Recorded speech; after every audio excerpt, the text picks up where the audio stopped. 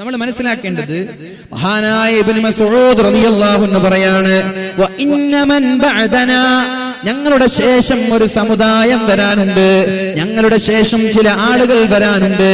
അവരുടെ പ്രത്യേകത എന്ത്? യസ്ഹുലു അലൈഹിം ഹിഫ്ളുൽ ഖുർആൻ, ഖുർആൻ മനപ്പാഠമാക്കാൻ അവർക്ക് വളരെ എളുപ്പമായിരിക്കും. 1.5 വർഷം കൊണ്ട് ഹാഫിളുകൾ രംഗത്തിറങ്ങും, 6 മാസം കൊണ്ട് ഹാഫിലീങ്ങൾ ഇറങ്ങും, 3 മാസം കൊണ്ട് ഹാഫിലീങ്ങൾ ഇറങ്ങും, 1 മാസത്തിൽ വരെ ഹാഫിലീങ്ങൾ ഇറങ്ങുന്നുണ്ട്. യസ്ഹുലു അലൈഹിം ഹിഫ്ളുൽ ഖുർആൻ, ഖുർആൻ അവർക്ക് പഠിക്കാനും മനപ്പാഠമാക്കാനും വളരെ എളുപ്പമായിരിക്കും. പക്ഷേ വയസ്ഉബു അലൈഹിമുൽ അമലു ബിഹി, ഖുർആൻ കൊണ്ട് അമൽ ചെയ്യാൻ അവർക്ക് വളരെ പ്രയാസമായിരിക്കുമെന്ന് മഹാനായ ഇബ്നു മസ്ഊദ് റളിയല്ലാഹു അൻഹു പറയുന്നുണ്ട്. ആ ഒരു കാലഘട്ടത്തിലല്ലേ നമ്മൾ ഇവിടെ ഒരുമിച്ച് കൂടിയിട്ടുള്ളത്, ഒരുപാട് ഹാഫിലീങ്ങൾ. പക്ഷെ ആരാണ് ഖുർആനിൽ അധിഷ്ഠിതമായി അമൽ ചെയ്ത് ജീവിക്കുന്നത്? എത്ര പേരുണ്ട്? ചോദിച്ചിട്ടുണ്ടല്ലേ? ആ ചോദ്യം നമ്മുടെ മുന്നിലുണ്ട്. ഇന്ന് കാലഘട്ടത്തിൽ ഹാഫിലിങ്ങൾ കൂടുതലുണ്ട്, പക്ഷെ അതിനനുസരിച്ച് അമൽ ചെയ്യുന്ന എത്ര ആളുകളുണ്ട്? മഹാനായ ഉമർ ഇബ്നുൽ ഖത്താബ് റളിയല്ലാഹു അൻഹു കേൾക്കണം നമ്മൾ മഹാനായ ഉമർ ഇബ്നുൽ ഖത്താബ് റളിയല്ലാഹു അൻഹു, അല്ലാഹുവിന്റെ ഹബീബിന്റെ പ്രിയപ്പെട്ട ഖലീഫ, ഇസ്ലാമിക ചരിത്രത്തിലെ 2ാം ഖലീഫ മഹാനായ ഉമർ ഇബ്നുൽ ഖത്താബ് റളിയല്ലാഹു അൻഹു പരിശുദ്ധമായ സൂറത്തുൽ ബഖറ മനപ്പാഠമാക്കാൻ 12 വർഷം എടുത്തിരുന്നു. കേട്ടോ? കേൾക്കുന്നുണ്ടോ? 12 വർഷമാണ് സൂറത്തുൽ ബഖറ മനപ്പാഠാക്കാൻ ഉമർ തങ്ങൾ എടുത്തത്. നമ്മൾ 1.5 വർഷം കൊണ്ട് ഹാഫിലിങ്ങൾ ഇറക്കാൻ ഓരോ സ്ഥാപനങ്ങൾ 1 വർഷം, 2 വർഷം, 3 വർഷം കൊണ്ട് ഹാഫിലിങ്ങൾ ഇറക്കാൻ. അപ്പൊ ഞാൻ ഈ പറയുന്നതൊന്നും ഹാഫിലിങ്ങൾ ഇറക്കണ്ട എന്നല്ല, അതുകൊണ്ട് ഞാൻ ലാസ്റ്റ് വരെ ഇരിക്കണം എന്ന് പറഞ്ഞു. എന്താണ് ഈ പറയുന്നതെന്ന് മനസ്സിലാക്കണം. മഹാനായ ഉമർ ഇബ്നുൽ ഖത്താബ് റളിയല്ലാഹു അൻഹു 12 വർഷം കൊണ്ടാണ് പരിശുദ്ധമായ സൂറത്തുൽ ബഖറ മനപ്പാഠമാക്കിയത്. എന്നിട്ടോ അദ്ദേഹം പരിശുദ്ധമായ സൂറത്തുൽ ബഖറ മനപ്പാഠമാക്കിയപ്പോ അതിന്റെ പേരിൽ ആടറുത്ത് സമ്മാനം നൽകിയിട്ടുണ്ട്. ആടറുത്തിട്ട് ഇറച്ചി വിതരണം ചെയ്തു. സന്തോഷം കൊണ്ട്, സൂറത്തുൽ ബഖറ മനപ്പാഠമാക്കിയ സന്തോഷം കൊണ്ട്. അതാ പറഞ്ഞത്, ഞങ്ങൾക്ക് ഖുർആൻ മനപ്പാഠമാക്കാൻ പ്രയാസമായിരുന്നു, പക്ഷെ ഖുർആൻ കൊണ്ട് അമൽ ചെയ്യാൻ ഞങ്ങൾക്കൊരു പ്രയാസം ഉണ്ടായിട്ടില്ല. ഇനി നിങ്ങൾ കേൾക്കണം, രോഗികളായ ആളുകൾ, ക്യാൻസർ രോഗികളായ ആളുകൾ, കിഡ്നിയുടെയും ഹാർട്ടിന്റെയും പ്രശ്നമുള്ള ആളുകൾ, ഷുഗറിന്റെയും പ്രഷറിന്റെയും പ്രശ്നമുള്ള രോഗബാധിതരായ ആളുകൾ ഹോസ്പിറ്റലിലേക്ക്, ഏറ്റവും മുന്തിയ ഹോസ്പിറ്റലിലേക്ക് ചെന്ന് ഡോക്ടറെ കണ്ട് ഡോക്ടർ ഒരു മരുന്ന് നൽകി. മരുന്നിന്റെ ലിസ്റ്റ് നൽകി. ആ മരുന്നും ആ ലിസ്റ്റും വീട്ടിൽ കൊണ്ടുപോയി വെച്ചാൽ ആ രോഗിയുടെ അസുഖത്തിന് ശിഫ ലഭിക്കും.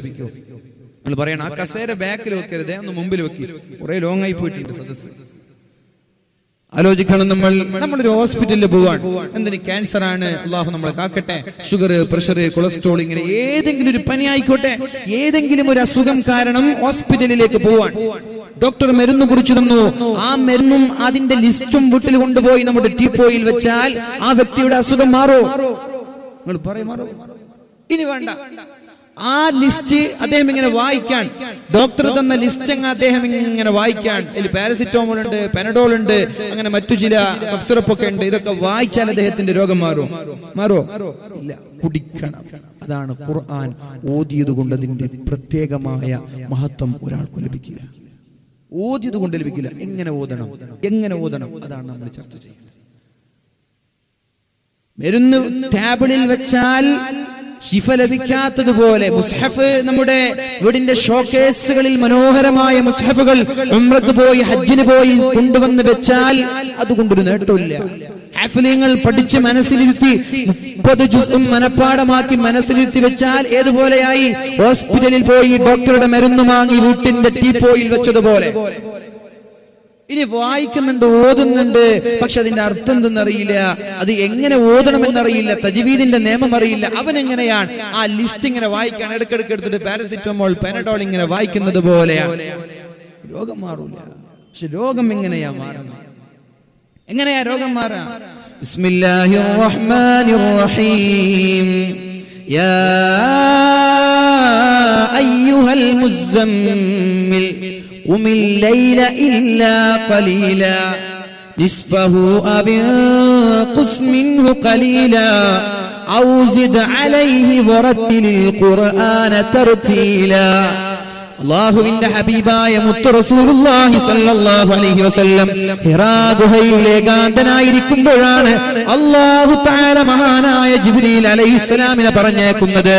ജിബ്രീൽ അലൈഹിസ്സലാം വന്നിട്ട് ഇഖ്റാ ബിസ്മി റബ്ബിക്കല്ലദീ ഖലഖ, അല്ലാഹുവിന്റെ നാമം കൊണ്ട് ഓതണമെന്ന് പറഞ്ഞപ്പോ അല്ലാഹുവിന്റെ ഹബീബ് പറഞ്ഞു, മാ അന ബിഖാരിൻ, എനിക്ക് ഓതാൻ അറിയില്ല. അണച്ചു ചേർത്ത് വേദന സഹിച്ച് പേടിച്ച് വിറച്ചുകൊണ്ട് തന്റെ വീട്ടിലേക്ക് കടന്നു വന്നിട്ട് ഖദീജയോട് പറയാണ്, തന്റെ പ്രിയപ്പെട്ട പത്നിയോട് പറയാണ്, ഖദീജ എന്നെ ഒന്ന് പുതപ്പിട്ട് മൂടണേ, എന്നെ ഒന്ന് പുതപ്പിട്ട് മൂടണേ എന്ന് ഖദീജ ബീവിയോട് പറഞ്ഞപ്പോ ഖദീജ ബീവി മുതപ്പിട്ട് മൂടിക്കൊടുത്തു. അപ്പോഴാണ് അല്ലാഹു തആല ഒരു ആകുന്നത്, അയ്യുഹൽ മുസ്സമ്മിൽ, ഓ മൂടി പുതച്ചുറങ്ങുന്ന മനുഷ്യ, ഓ മൂടി പുതച്ചുറങ്ങുന്ന നബിയേ, ഉമില്ലൈല ഇല്ലാ ഖലീല, ഉറങ്ങാനല്ല സമയം, രാത്രി ഒന്നെണീറ്റിട്ട് തഹജ്ജുദ് നിസ്കരിക്കണം. നബി തങ്ങൾക്ക് തഹജ്ജുദ് നിർബന്ധമായിരുന്നു. നബി തങ്ങൾ 9 കല്യാണം കഴിച്ചു എന്ന് പറഞ്ഞിട്ട് ചില ആളുകൾ ഇങ്ങനെ ആഘോഷിക്കാറുണ്ട്. അത് ദീനിന്റെ ഭാഗമാണ്. ഏതുപോലെ തഹജ്ജുദ് നബി തങ്ങൾക്ക് നിർബന്ധമായിരുന്നു, നമ്മൾക്ക് നിർബന്ധമില്ല. നമ്മൾ തഹജ്ജുദ് നിസ്കരിക്കാതെ ഉറങ്ങിയാൽ കുറ്റം കിട്ടൂല, നിസ്കരിച്ചാൽ കൂലി കിട്ടുന്നുള്ളൂ. നിസ്കരിക്കാതെ ഉറങ്ങിയാൽ കുറ്റം കിട്ടൂല. നബി തങ്ങൾക്ക് അങ്ങനെയല്ല, തഹജ്ജുദ് നിർബന്ധമായിരുന്നു. ഖുമില്ലൈല ഇല്ലാ ഖലീല, രാത്രിയിൽ തഹജ്ജുദ് നിസ്കരിക്കണം നബിയെ. നിസ്ഫഹു അവ്ഖുസ് മിൻഹു ഖലീല, രാത്രി നമ്മളൊക്കെ എണീറ്റ് ബാങ്കിന്റെ ഒരു 15 മിനിറ്റ് മുമ്പ് എണീക്കുന്നത് പോലെയല്ല അല്ലാഹുവിന്റെ ഹബീബിനോട് നിസ്കരിക്കാൻ പറഞ്ഞത്, നബിയോട് പറഞ്ഞത് നിസ്ഫഹു, രാത്രി നേരെ പകുതിയാക്കി പകുതി ഭാഗം തഹജ്ജുദിന് വേണ്ടി ചെലവഴിക്കണമെന്ന് അല്ലാഹു പറഞ്ഞു. അല്ലെങ്കിൽ അല്പം കുറച്ചോ കുഴപ്പമില്ല, ഒരു 6 മണിക്കൂറാണെങ്കിൽ 1 മണിക്കൂറൊക്കെ കുഴക്കുന്നതിന് കുഴപ്പമില്ല, ഒരു 5 മണിക്കൂറൊക്കെ തഹജ്ജുദ് നിസ്കരിക്കാം. ഔസിദ് അലൈഹി വറത്തിലിൽ ഖുർആന തർതീല, നബിയെ അല്ലെങ്കിൽ രാത്രിയുടെ പകുതിയെക്കാളും കൂടുതൽ നിസ്കരിക്കണേ നബിയെ, കുറച്ചല്ല, രാത്രിയുടെ പകുതിയെക്കാളും കൂടുതൽ തഹജ്ജുദ് നിസ്കരിക്കണമെന്ന് അല്ലാഹു കൽപ്പന നൽകിയിട്ട് അല്ലാഹുവിന്റെ ഹബീബിനോട് പറയുന്നു, വറത്തിലിൽ ഖുർആന തർതീല, ഖുർആൻ ഓതുമ്പോൾ വളരെ മനോഹരമായിട്ടാണ് ഓതേണ്ടത്. ഖുർആൻ എങ്ങനെ ഓതേണ്ടത്? യാസീനുൽ ഖുർആനിൽ ഹകീമിൻ മിനൽ മുർസലീൻ എന്ന പോക്കാണ്. നല്ല സിയാറത്തിനൊക്കെ പോയാ പഠിച്ചോ ഇതെപ്പോ തീരാ, ഇതൊന്നും എങ്ങനെ തുർജഊൻ ലകച്ച പോക്ക് അല്ലേ, 140 വട്ടം 140 സ്പീഡിലൊക്കെ പോവാ. കേൾക്കണം ഹദീസ്, കേൾക്കണം നമ്മൾ.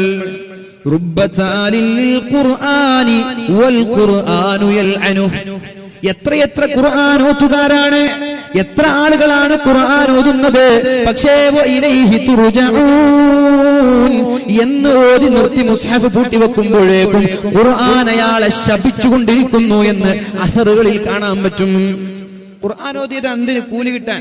ഖുർആൻ ഓതിയിട്ട് മുസ്ഹഫ് പൂട്ടി വെക്കുമ്പോ ഖുർആൻ അയാളെ ശപിക്കാൻ, അല്ലാഹു നിന്നെ ശപിക്കട്ടെ, ലഅനകല്ലാഹ്, അല്ലാഹു നിന്നെ ശപിക്കട്ടെ ഖുർആൻ പറയാൻ. ഖുർആൻ, എത്രയെത്ര ഖുർആൻ ഓതുകാരാണ്.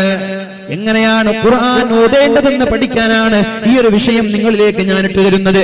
ഖുർആൻ ക്ലാസുകളുടെ പ്രസക്തി എന്ത് എന്ന് മനസ്സിലാക്കാൻ നിങ്ങളുടെയൊക്കെ സപ്പോർട്ട് ഉണ്ടെങ്കിൽ, നിങ്ങൾക്കൊക്കെ താല്പര്യമുണ്ടെങ്കിൽ ഇൻഷാ അല്ലാഹ് ഈ ഒരു ക്ലാസ് പ്രൗഢമായി മാസത്തിലൊരു തവണ തുടരണമെന്ന് ആഗ്രഹമുണ്ട്. നിങ്ങളുടെ താല്പര്യം പോലെ ചിലപ്പോൾ ഒരു മാസത്തിലൊരു തവണ, അല്ലെങ്കിൽ വർഷത്തിൽ ഇതേപോലെ അടുത്ത വർഷം ഒരു വാർഷികമായി തുടരാൻ എല്ലാവർക്കും താല്പര്യമൊക്കെ ഉണ്ടെങ്കിൽ, സജീവമായി പങ്കെടുക്കുമെങ്കിൽ വളരെ വിശാലമായ ഒരു ഓഡിറ്റോറിയത്തിൽ നല്ല ഓൺലൈൻ സജ്ജീകരണങ്ങളൊക്കെ നൽകി എല്ലാ മാസത്തിലും ഒരു സൂറത്ത് ബേസാക്കി തുടങ്ങണം എന്നുള്ള ആഗ്രഹം ഇമാമക്കുണ്ട്. നിങ്ങളൊക്കെ സപ്പോർട്ട് ചെയ്യുന്നതൊക്കെ താല്പര്യം ഉണ്ടെങ്കിൽ. പക്ഷേ നല്ല ആവേശത്തോടെ ഏറ്റെടുത്തിട്ട് 2 മാസം 3 മാസമൊക്കെ കഴിയുമ്പോൾ പിന്നെ ഇങ്ങനെ ആളിങ്ങനെ കുറഞ്ഞു പോകാൻ പാടില്ല, അത് നടക്കാൻ പാടില്ല.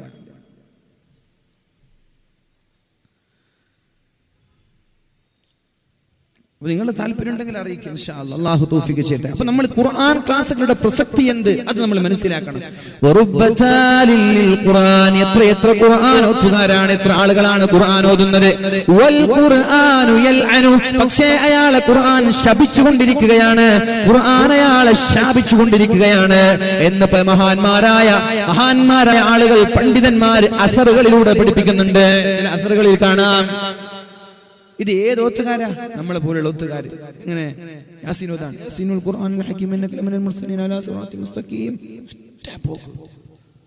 ഖുർആൻ ഓതി തുർജഅനെത്തിയുമ്പോൾ ഖുർആൻ നീ നശിച്ചു പോട്ടെ, അല്ലാഹു കാക്കട്ടെ.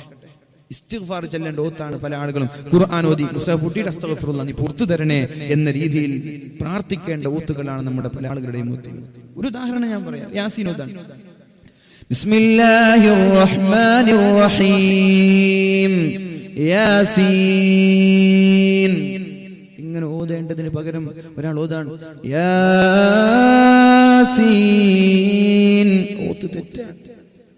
ഓത്ത് തെറ്റാണ്. അവിടെ യാ എന്ന് 5 6 ഹറക്കത്തിന്റെ നീട്ടാൻ പാടില്ല, 2 ഹറക്കത്ത്. യാസീൻ യാസീൻ അത് പറ്റൂല. സ്റ്റൈലാക്കിട്ട് ഓതൽ അവിടെ നടക്കൂല. തജ്വീദ് പഠിക്കണം. ഖുർആൻ ഫാത്തിഹ ഓതാണ് അൽഹംദുലില്ലാഹി റബ്ബിൽ ആലമീൻ. അൽഹംദു എന്ന് ചൊല്ലേണ്ട സ്ഥലത്ത് അൽഹംദു എന്ന് പറഞ്ഞാൽ നിസ്കാരം സ്വഹീഹല്ല, ഫാത്തിഹ ശരിയല്ല. അർറഹ്മാനിർ റഹീം. റഹീം റ എന്ന് പറയേണ്ടിട്ട് റോ എന്ന് പറയുന്നൊരു സ്വഭാവമുണ്ട്.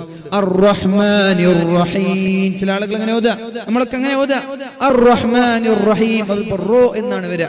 റഹ്മാൻ റഹീം എന്ന് അതല്ല, തെറ്റാണ്. അർറഹ്മാനിർ റഹീം അർറഹ്മാനിർ റഹീം. ഇതൊക്കെ പറഞ്ഞ് നിങ്ങളെ വസ്വാസ് ഉണ്ടാക്കാനല്ല ഞാൻ പറയുന്നത്. പഠിക്കൽ നിങ്ങളുടെ ബാധ്യതയാണ്, പറയൽ എന്റെ കടമയാണ്. ഇത് പറയാതെ പോകാൻ പറ്റൂലല്ലോ, ഇത് പഠിക്കാതെ രക്ഷപ്പെടാനും പറ്റൂല. എന്തേ പഠിക്കാത്തത്? ഞാൻ ചോദിക്കട്ടെ, എന്തേ തജ്വീദിന്റെ നിയമം പഠിക്കാത്തത്? സിനിമ കാണാനും സീരിയൽ കാണാനും പാട്ട് കാണാനും കളികൾ കാണാനും സംഘടിപ്പിക്കാനും സമയം ലഭിച്ച നമ്മൾക്ക് എന്തേ പരിശുദ്ധ ഖുർആനിന്റെ തജ്വീദ് പഠിക്കാൻ സമയം ലഭിക്കാത്തത്? അല്ലാഹുവിന്റെ കോടതിയിൽ ഇതിന് സമാധാനം പറയാൻ പറ്റുമോ ഇല്ലേ എന്ന് സ്വന്തമായിട്ടൊന്ന് ആലോചിക്കണം. പറയാൻ പറ്റോ? സമയം കിട്ടിയിട്ടില്ല എന്ന് പറയാൻ പറ്റോ? വയസ്സന്മാരെ, നിങ്ങളുടെ സമയമൊന്നും കഴിഞ്ഞിട്ടില്ല. ഒന്ന് മദീനയിൽ പോവുക, ഉംറക്ക് പോയാൽ മദീനയിൽ ചെന്നാൽ മഗ്രിബ് നിസ്കാരം കഴിഞ്ഞിട്ട് മദീന പള്ളിയിൽ മസ്ജിദുൻ നബവിയുടെ സഫുകളിലൂടെ ഒന്നിങ്ങനെ നടന്നു നോക്കുക. വലിയ വലിയ വലിയ വലിയ താടി നരച്ച മുടി, നരച്ച മുഖം, ചുഞ്ഞ കൈകളിൽ ഒന്നുവടിയുമായി നടക്കുന്ന ആളുകൾ അവിടെ നിന്ന് ഖുർആൻ പഠിക്കുന്ന രംഗങ്ങൾ കാണാൻ പറ്റും മസ്ജിദുൻ നബവിയിൽ. നമ്മുടെ നാട്ടിൽ 20 വയസ്സ് കഴിഞ്ഞാൽ പിന്നെ പഠിച്ചു കഴിഞ്ഞ് പിന്നെ പഠനമില്ല, പിന്നെ പ്രവാസ ലോകം, പിന്നെ ഗൾഫാണ്, പിന്നെ അങ്ങനെ പൈസ ഉണ്ടാക്കാന്നുള്ള ചിന്ത. അള്ളാന്റെ മുമ്പിൽ ഇത് എക്സ്ക്യൂസ് പറയാൻ പറ്റൂല. മുഅ്മിനീങ്ങളെ, പഠിക്കാനുള്ള സൗകര്യം നമ്മുടെ മുന്നിലുണ്ട്, പഠിക്കാനുള്ള അവസരം നമ്മുടെ മുന്നിലുണ്ട്. നഷ്ടപ്പെടുത്തിയത് നമ്മുടെ നഷ്ടമാണ്. അള്ളാഹു ചോദ്യം ചെയ്യും. തജ്വീദിന്റെ നിയമപ്രകാരമാണ് ഖുർആൻ വേണ്ടത്. അത് പഠിക്കാനാണ് നമ്മുടെ തഫ്സീർ ക്ലാസുകൾ, ഖുർആൻ ക്ലാസുകൾ അതിനു വേണ്ടിയാണ്. ഇനി പോട്ടെ, ഇനി ഖുർആനിന്റെ ക്ലാസുകളിലേക്ക് വന്നിരിക്കാൻ നിങ്ങൾക്ക് കഴിയുന്നില്ലെങ്കിൽ ഒന്ന് യൂട്യൂബിൽ ചെന്നാൽ ഇഷ്ടം പോലെ ഖുർആൻ പഠിപ്പിക്കുന്ന ക്ലാസുകളില്ലേ, തജ്വീദ് പഠിപ്പിക്കുന്ന ക്ലാസുകളില്ലേ. ഖുർആനിന്റെ ഏത് സൂറത്താണോ നിങ്ങൾക്ക് പഠിക്കേണ്ടത് ആ സൂറത്ത് പഠിക്കാനുള്ള സംവിധാനങ്ങൾ നിങ്ങളുടെ വിരൽ തുമ്പിലുണ്ടാകുമ്പോ നാളെ മഹ്ശറ വൻസഭയിൽ അല്ലാഹു ചോദിക്കുമ്പോ എന്ത് മറുപടിയാണ് നമ്മളൊക്കെ പറയുക? സഹോദര സഹോദരിമാരെ, എന്ത് മറുപടിയാ പറയാ? ചെറുപ്പക്കാരാ, അതുകൊണ്ട് പഠിക്കാൻ കഴിഞ്ഞില്ല, ഞങ്ങൾ കോളേജിൽ പോയില്ലല്ലോ, ഞങ്ങൾ ദർസിലേക്ക് ചേർന്നില്ലല്ലോ, ഞങ്ങൾ മദ്രസയിലേക്ക് പോയില്ലല്ലോ, അത് പറയരുത്. അത് പറയാനുള്ള അവകാശം നമ്മൾക്കില്ല. പഠിക്കാനാണ് ഈ സദസ്സുകൾ ഒരുമിച്ച് കൂടുന്നത്. ഇതുപോലെ ഖുർആൻ ക്ലാസുകൾ ഒരുമിച്ച് കൂടുന്നത് പഠിക്കാനാണ്. എത്ര 4-5 പെണ്ണുങ്ങളല്ലാതെ എവിടെ ചെറുപ്പക്കാരന്റെ നമ്മുടെ വാലിന്റെ സദസ്സിലേക്ക് വളരെ താല്പര്യത്തോടെ കടന്നു വരാത്തത്? ഈ ലോകം അസ്തമിക്കാനുള്ളതാണ്, ഈ ലോകം നശിക്കാനുള്ളതാണ്. അല്ലാഹു തആല നാളെ മഹ്ശറ വൻസഭയിൽ ചോദിക്കുമ്പോ സമാധാനം പറയാൻ പറ്റുമെങ്കിൽ ചെയ്തോളൂ, നിങ്ങളിലേക്ക് ഞാൻ മുട്ടുതരാണ്. അല്ലാഹു നമ്മെ കാക്കുമാറാവട്ടെ. അപ്പൊ ഖുർആൻ ഓതേണ്ടത് വറത്തിലിൽ ഖുർആന തർതീല. ഖുർആൻ വളരെ മനോഹരമായി തജ്വീദിന്റെ നിയമപ്രകാരമാണ് ഓതേണ്ടതെന്ന് വളരെ വ്യക്തമായി ഖുർആൻ നമ്മോട് പഠിപ്പിക്കുന്നുണ്ട്, വളരെ വ്യക്തമായി പഠിപ്പിക്കുന്നുണ്ട്.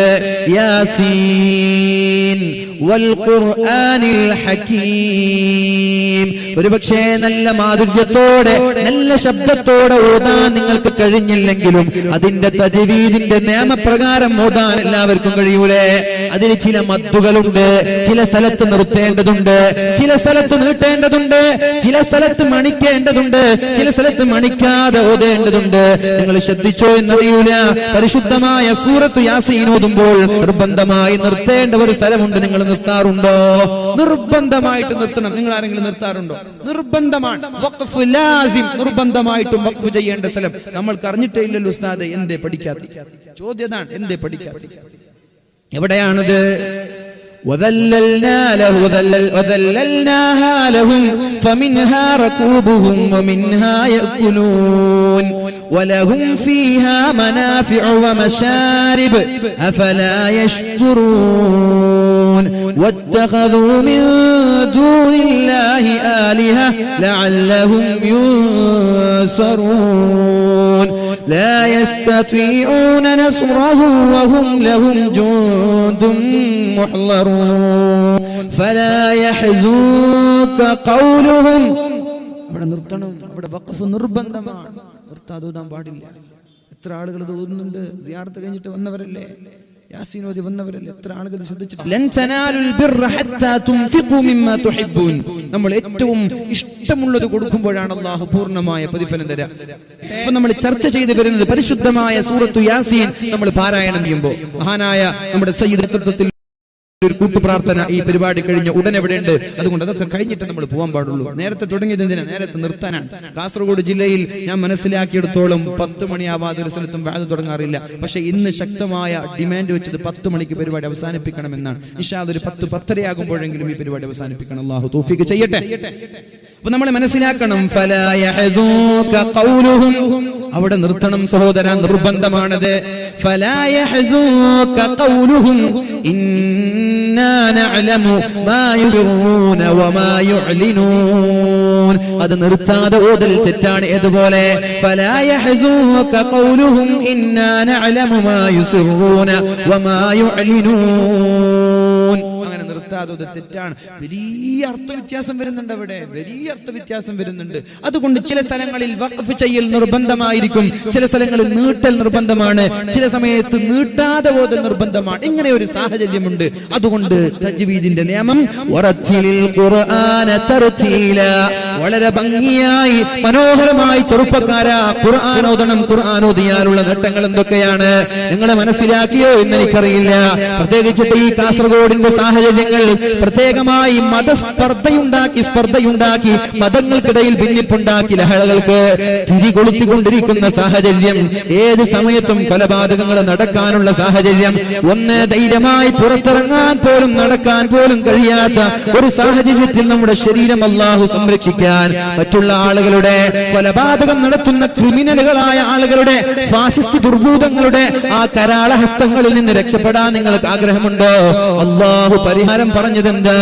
വഇദാ ഖറഅതൽ ഖുർആന ജഅൽനാ ബൈനക വബൈനൽ ലദീന ലാ യുഅ്മിനൂന ബിൽ ആഖിറതി ഹിജാബൻ മസ്തൂറാ. നിങ്ങൾ ഖുർആൻ ഓതണേ.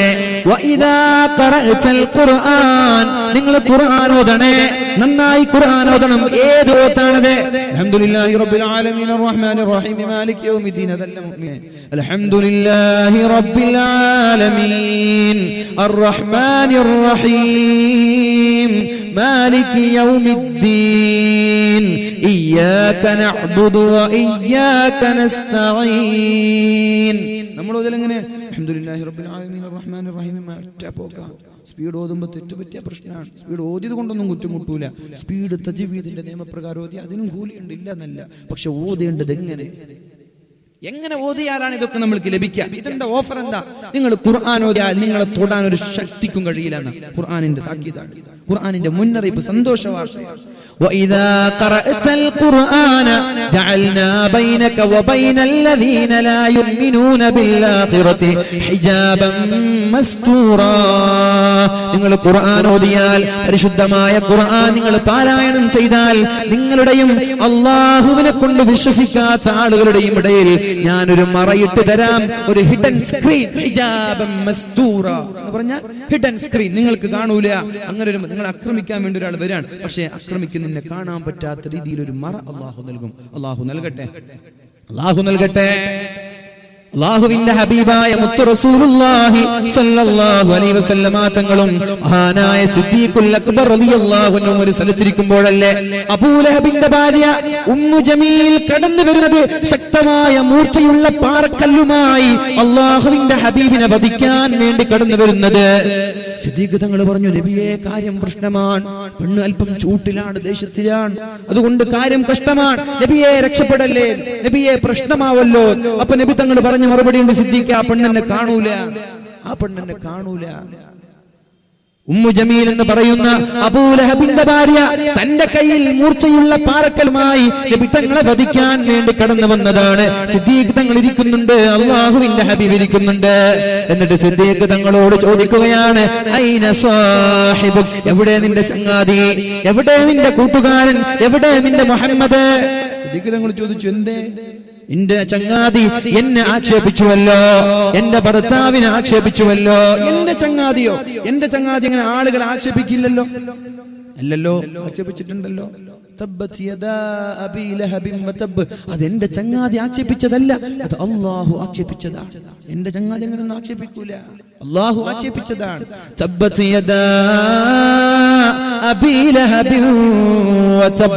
അബൂലഹബും അബൂലഹബിന്റെ ഭാര്യയും നശിച്ചിരിക്കുകയാണ്. ആളിക്കത്തുന്ന തീയിൽ, ആളിക്കത്തുന്ന നരകത്തിൽ രണ്ടുപേരും പ്രവേശിക്കുക തന്നെ ചെയ്യുമെന്ന് അല്ലാഹു തആല ഖുർആനിൽ ആയത്തിറക്കിയപ്പോഴാണ് ആ മക്ക എന്ന് പറയുന്ന പട്ടണത്തിൽ, മക്ക എന്ന് പറയുന്ന ഗ്രാമത്തിൽ അഭിമാന പ്രശ്നമുണ്ടായി. ഹബീബിനെ വധിക്കാൻ വേണ്ടി കടന്നു വന്നപ്പോഴാണ് ജഅൽനാ ബൈനക വബൈനല്ലദീന ലാ യുഅ്മിനൂന ബിൽആഖിറതി ഹിജാബൻ മസ്തൂറാ. അല്ലാഹു ഒരു മറയിട്ട് കൊടുക്കുന്നത്. സിദ്ദീഖ് തങ്ങളെ കാണുന്നുണ്ട്, തൊട്ടടുത്തുള്ള നബി തങ്ങളെ കാണുന്നില്ല. സിദ്ദീഖ് തങ്ങളെ കാണുന്നുണ്ട്, കാരണം സിദ്ദീഖ് തങ്ങളെ വധിക്കാനല്ല വന്നത്. നബി തങ്ങളെ കാണുന്നില്ല. എന്തേ? ഹിജാബൻ മസ്തൂറാ, അല്ലാഹു ഒരു മറയിട്ട് കൊടുക്കാൻ.